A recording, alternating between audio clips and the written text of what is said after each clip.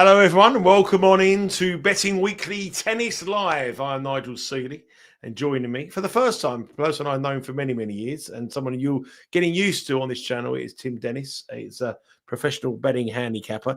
Now, Tim, we have gone early here. We're actually 3 minutes early. I don't know what producer John was doing, so I don't want to actually just go into too much about the tennis today because he just had a panic attack, hit the button early. And now we're live. So I don't want to go in too early. How are you, mate? How are you doing?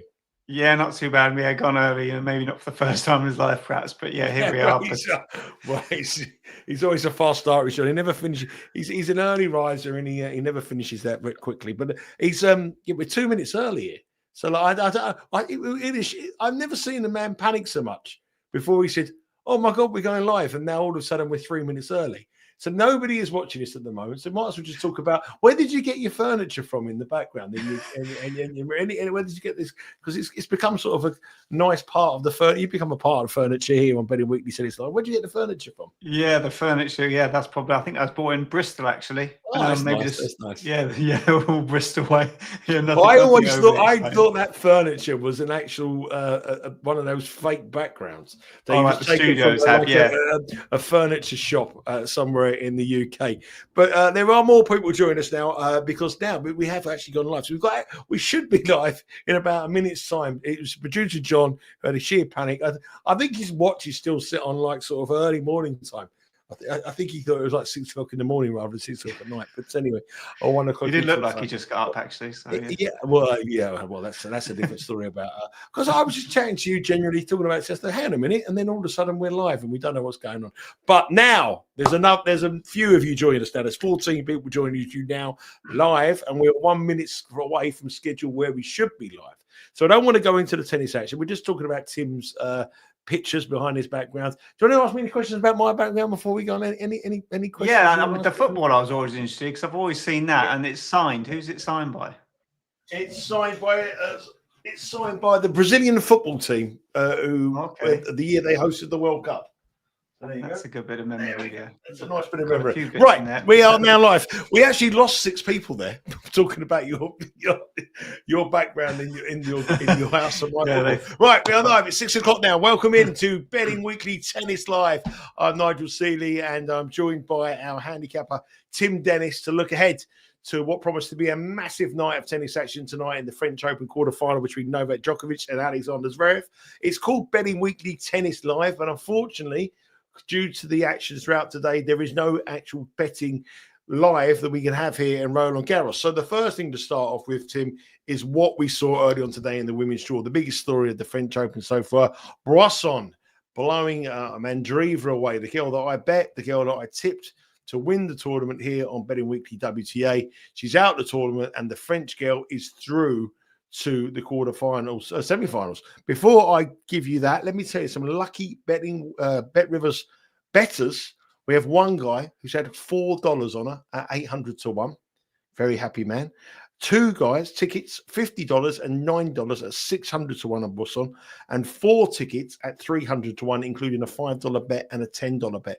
Not big numbers, but what a big return. And probably those bettors will never get a bigger return ever in their betting career if you're betting Boisson at 800 to 1. So you've got 2 matches to go. But what did you make of her today?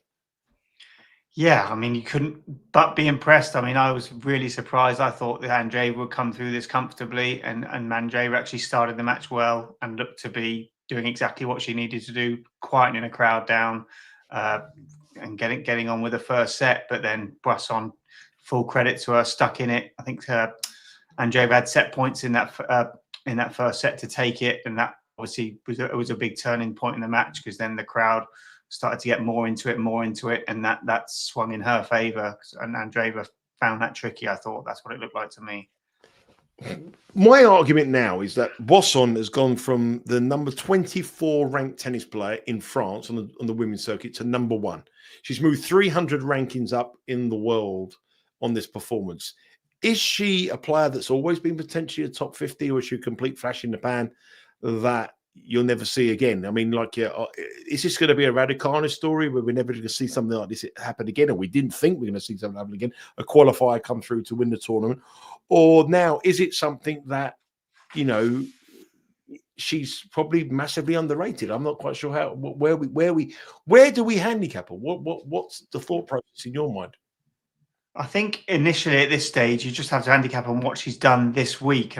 But as far as in the futures go, I think only time will tell with that, because obviously, I say a little bit like Raducanu, who came through as a wild card. Boisson wasn't a wild card, and this is actually her first Grand Slam main event. She's played qualifiers for without getting in, but it's her first Grand Slam event to actually get into. So full credit to her for what she's done. But do we see her going on from this on what she's shown this week? Absolutely. Obviously, Raducanu, when she did it, she obviously jumped all those places in the rankings coming through as a qualifier. But she's sort of plateaued out now, hasn't she? She doesn't look like she's going to win another Grand Slam, certainly not this stage in time. So I think we can only wait and see as far as that goes. But you can't be anything but impressed with what she's done, especially today and this week. We're going to look at her chances in the tournament a little bit later on in the show. We're going to wrap up on the women's outright and look at the two semi-final betting. Obviously, before we go on to that, we've got to obviously react to the Coco Gauff match as well. We're going to come on to that as well. But just going to ask you about Andreeva. I mean, this is a real soul-destroying defeat for this young girl. She's 18 years of age. She's got some big tournaments coming up across America. She's got Wimbledon in a matter of weeks away. Now, from a handicapping point of view, do you think just write this off? Or do you think to yourself, I worry about her now for Wimbledon. She's got to be a fade. She's going to be vulnerable. She's going to be fragile. There's a good chance she'll take 2 weeks off and probably won't play till Wimbledon. Maybe one, I don't know what her commitments are. She might pull out of a couple of tournaments and get her head right. But this is a demoralising defeat for Andreeva, a real demoralising defeat for her. And I just wonder where she goes from here. She's got a good coach in Conchita Martinez, who's been around the block before, won major championships before. And for a young girl, where does she go? Well, I think that the best point you made there is her coach. She's got a coach with obviously a real experience and who can guide her through something like this. Because I doubt coming in today whether defeat ever even crossed her mind. Like you say, a girl who was 361 the start of the week, obviously played well, but not on the same level as Andreeva, who's won back-to-back thousands events this year, has looked comfortable on the clay.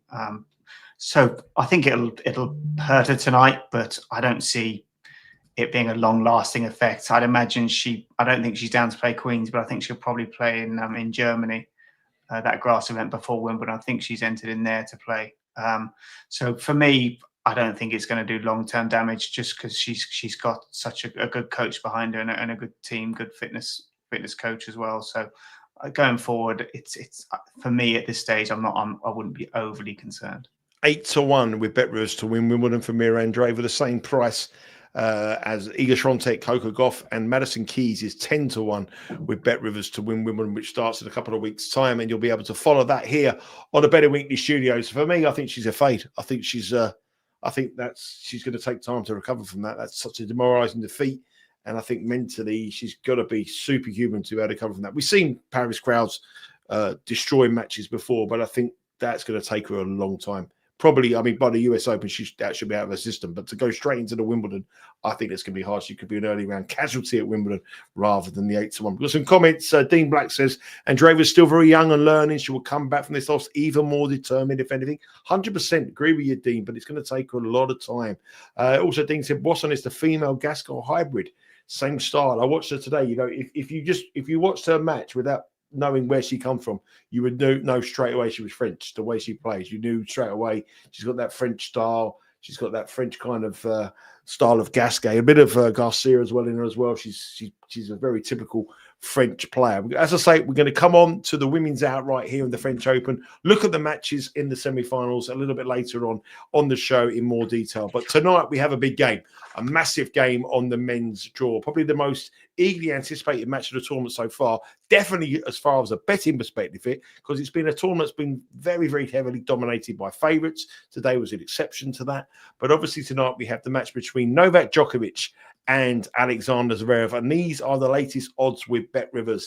Alexander Zverev has now become the favourite, minus 110. He was minus 104 earlier in the week. Novak Djokovic is minus 108. Spread is 1.5.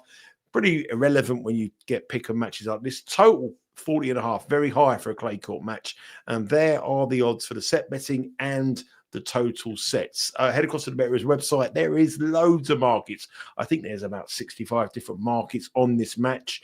Alexander Zverev, I bet yesterday, even money. We have a ranking system on the Betting Weekly Insider, Studios Insider, that goes out every week, the newsletter we have. And Zverev was ranked 33 and Novak Djokovic was ranked 30, which sort of replicates what the odds are now. Yesterday, even money, it didn't replicate that. But I did have a text message from someone who is over there working in Paris after I got the I had my bet, and he told me that he's had a bit of a fever. Zverev hasn't felt very well and didn't put in a big session yesterday and early today. So that would be a concern for me. But barring that aside, we haven't got that verified. What do you think about this match tonight? I think, fortunately for us viewers, it's got the potential to be the best match of the tournament so far, isn't it? I mean, we've seen Alcaraz and Djokovic come through. Alcaraz and Sinner, come through virtually unscathed. Alcaraz the only one to lose the odd set here and there, whereas Sinner's just dismantle players at will. Whereas this looks, I mean, like you say, the game spread there 40.5, high for a clay court. Potentially, this has all the recipes to be a real thriller, doesn't it? And could go 5. If it does go 5, you favour Zverev. Hopefully, what you've heard may not be true, and both of these guys can turn up at 100% and give us what promises to be the match of the tournament so far. I think it's about time now. Zverev's got to step up. You know, you got the two. He had that moment where Djokovic had dropped. He's had tournaments, obviously, where he's been into Grand Slam finals, where he should have won Grand Slam finals. He never, the famous one against Dominic Thiem, he should have won that. But this is his moment. He's got to. This is his time, because Sinner's going to get better. Alcaraz is going to get better. He's going to get a little bit older. And so this is a massive match, I think, for Alexander Zverev, much more than for Novak Djokovic. Novak Djokovic has seen it, done it, everything like that. So he's got to mix his game up. Where is he going to hurt Novak Djokovic? His serve is probably the biggest factor. He's got to serve well. But where else can he cause problems to Novak Djokovic, Steve?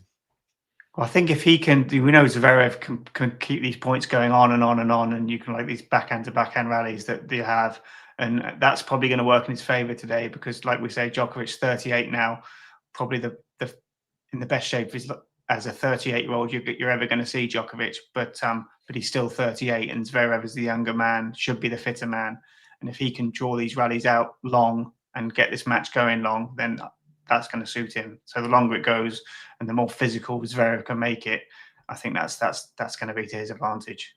We know that's to his advantage, but where is it for the bettor's advantage? Where do you see the value here, Tim? I mean, it's a difficult match to call, isn't it? I mean, it is. I think the prices are probably about right now. I thought Zverev yesterday as a dog was the bet. But now you've delved through the BetRivers website, you looked at all the different prop markets having this match. Where do you see the value here?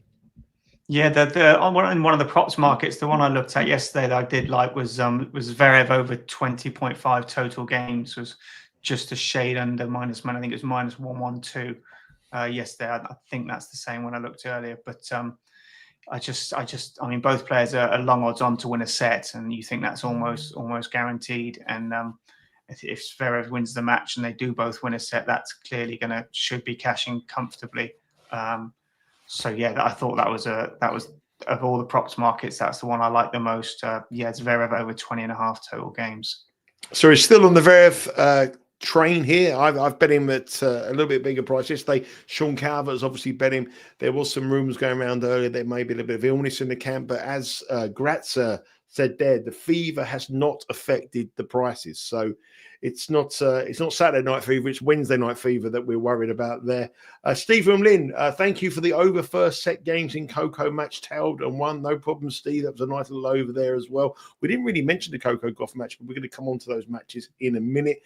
Slide Repper, put my house on Zverev. Hope you guys are right. Well, we don't encourage anyone to put a house, a Wendy house in the back of the garden, maybe, but not your house. This is not the channel for putting houses on. This is the French Open. It's a 50-50 call. He's up against the greatest tennis player of all time. And you don't want to put houses on anyone to win those kind of stuff. Yeah, certainly not Zverev with his mentality. No, not at all. But underlying at the prices yesterday, he probably was the right bet. The market has moved now. And Tim has come in the same way. Look at that prop. Does Zverev to get more than 20.5 games, yeah? Yeah, that's right, yeah. That would be if Djokovic wins a set and obviously Zverev takes the match, then that's match almost certain to cash. And hopefully the three of us are all in agreement, and Zverev is on his day. Yeah, that's the match tonight. Unfortunately, there's no live match betting at the moment because obviously the two matches that we've had today, when we thought we might have a little bit of action, the Bublik Sinner match, but Yannick Sinner blew Alexander Bublik away fairly comfortably. But we do have now a very heavy market on the women's draw. We do know the 4 semi-finalists, and then we can look at the outright market first. And here we have the outright market for the Women's French Open title. Aryna Sabalenka is now the favourite at plus 160.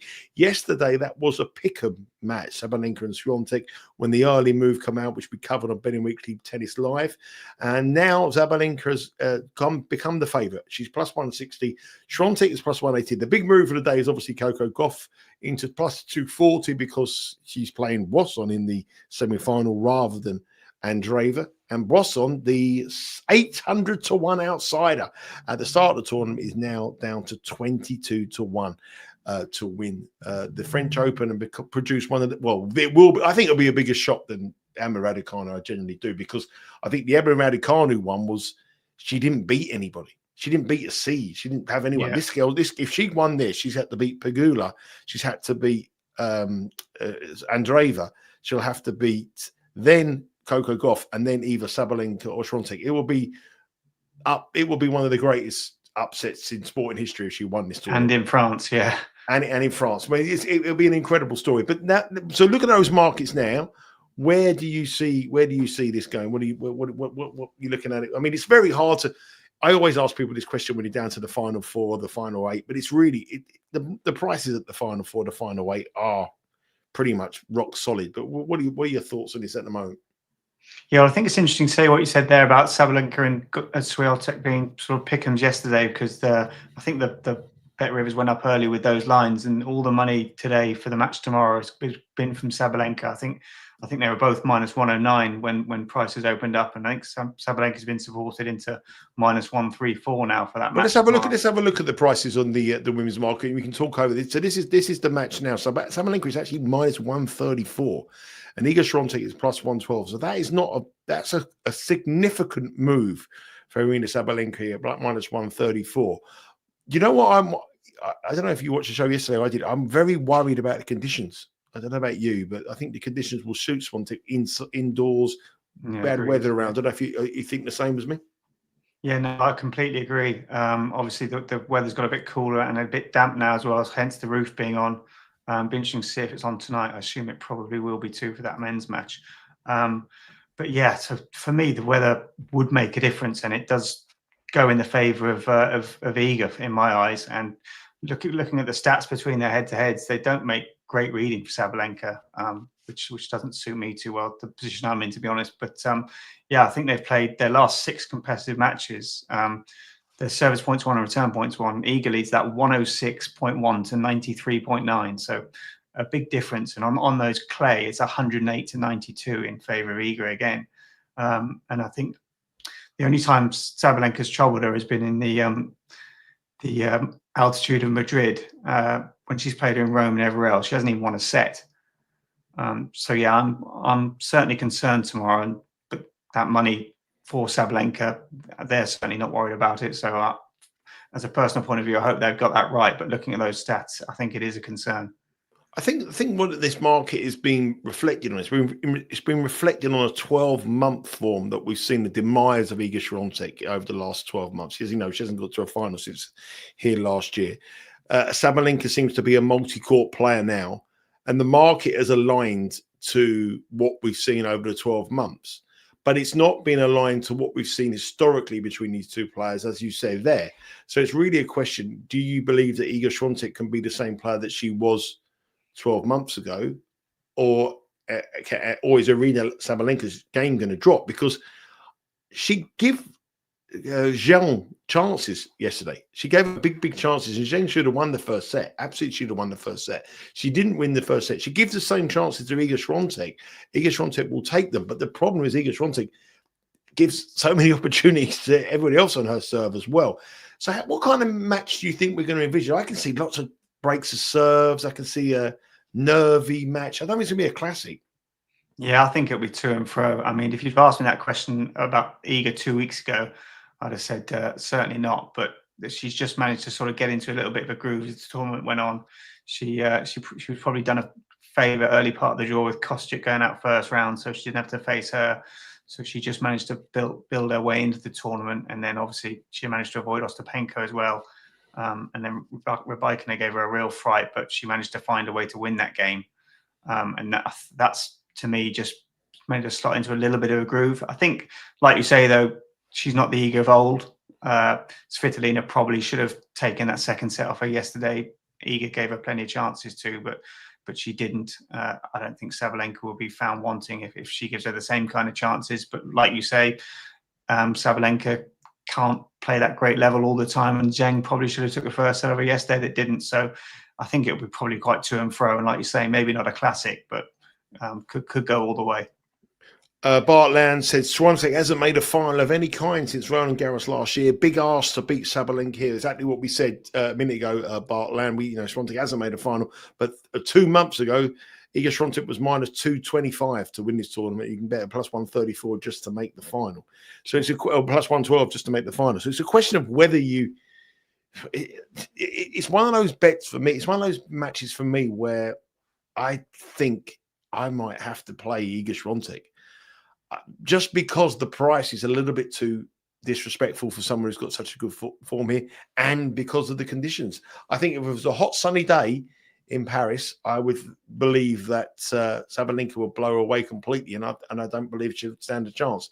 But I do believe that the conditions here, if the rain continues and it's damp and it's indoors, I think that is a massive, massive advantage to somebody who people considered unbeatable here going into the Olympics last year. There was no way she could beat. She was almost as most dominant as Rafael Nadal was on the men's side 18 months ago. And now has it changed that much? Has she really gone that much where Sabalenka got better? I think Sabalenka has got a demise in her. I'm not so sure. I think it's a genuine 50-50 call. So for that reason, I would probably bet Iga Swiatek.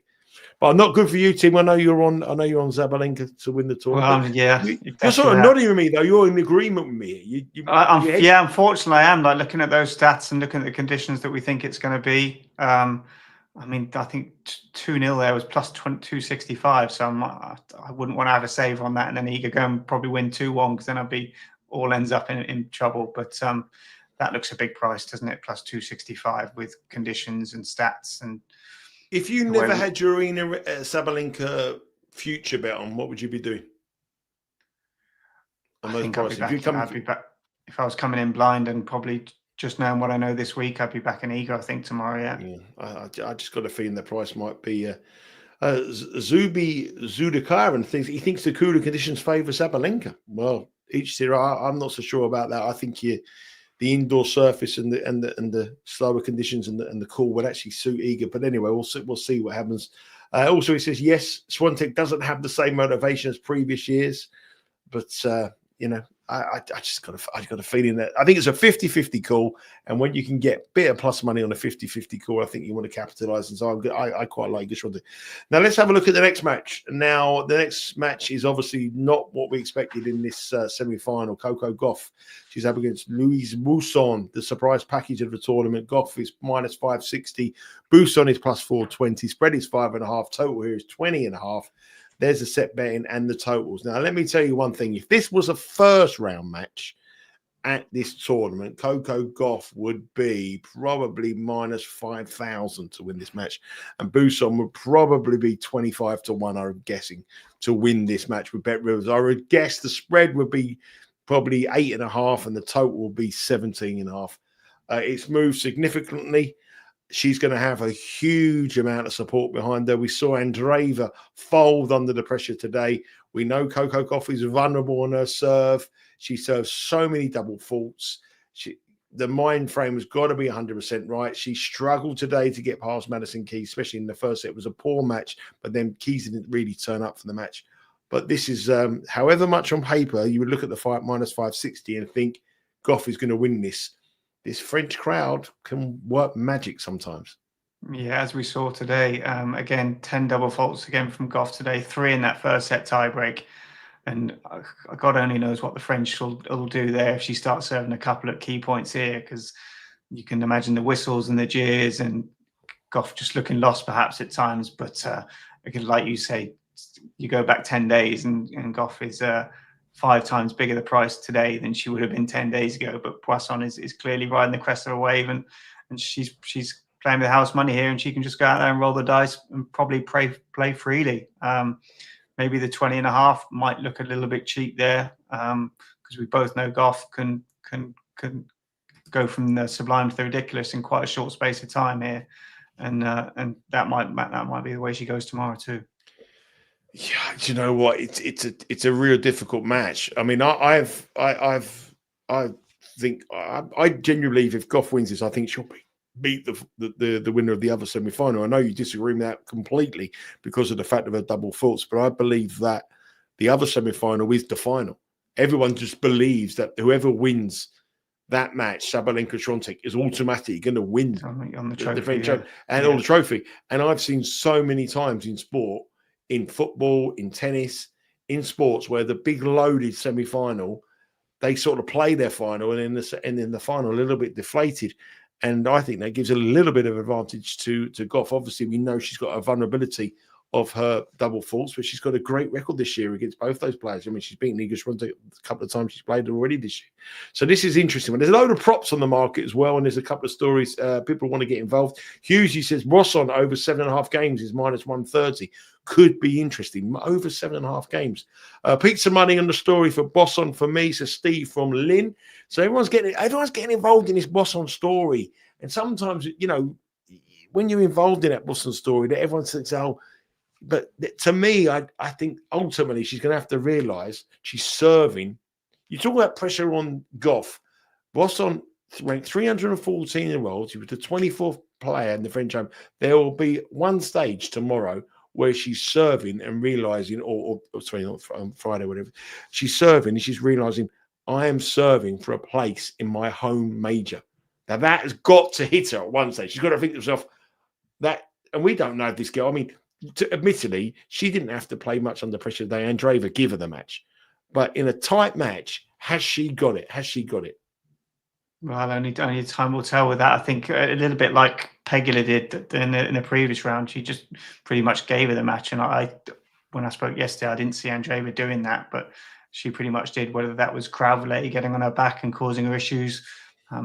You have to remember she's only 18, so 15,000 people whistling and jeering at you as an 18-year-old when you're trying to talk to the umpire. I'd love it. If I was 18, I'd love it. I would love that. I would love that. Everyone booing me. I love being that. I would have taken absolute pride of it. But as an 18-year-old lad, though, maybe a little bit easy to do. Maybe it's a little bit different being a female, perhaps. I'm not sure, but yeah, maybe it was obviously hard for her, and she couldn't cope with it, could she? It's just the ultimate thing. I mean, John McEnroe did it in Your Future Day, and the ultimate thing is when someone has such a big win, you've got to fade them. Now, you know, the market will all, you know, this is a price that in the space of 7 days has just changed hugely.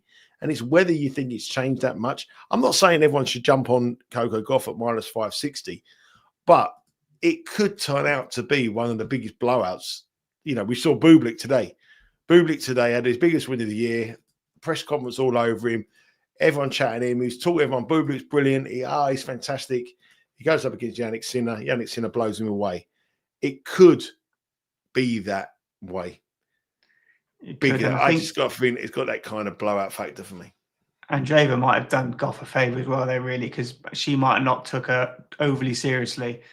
Just looked at her world ranking and looked at who she's beaten in the tournament and saw the Pegula match and not stressed too much about it. But Gauff will now take this seriously tomorrow. She's got no choice not to, obviously, with a place in the final at stake. And who do you think, if you were Gauff, if you had the choice of the other semi-final, who you'd want to win and then face in the final? Hence, if you do win tomorrow, who do you think she'll want?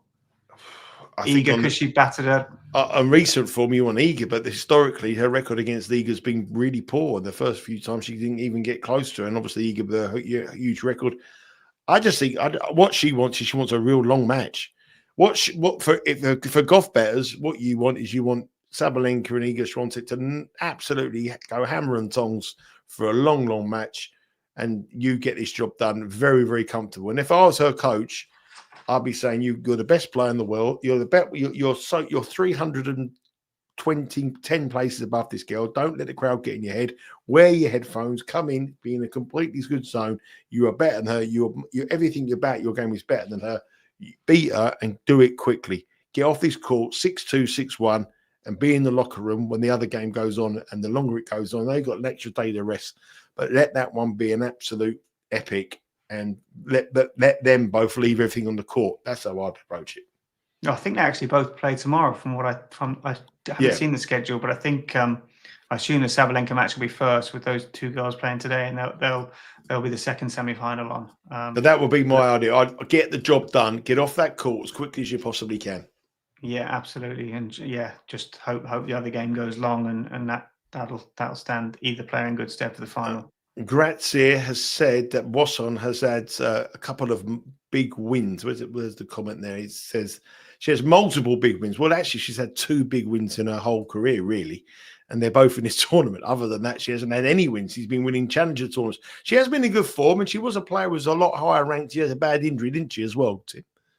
Yeah, exactly. Yeah, I mean, she has taken part in Grand Slams before, but never actually made the main draw, and only got in here with the wildcard system. Obviously, she probably, if this was a month ago, she wouldn't get into Wimbledon because of her ranking would be too low. And obviously, she only got in here being a French player, but she clearly get into Wimbledon now after this week. And yeah, like you say, her most of her wins have come at challenger level, and this has been a step into a different pond for her. But so far this week, she's taken her stride, hasn't she? And certainly achieved her biggest wins to date.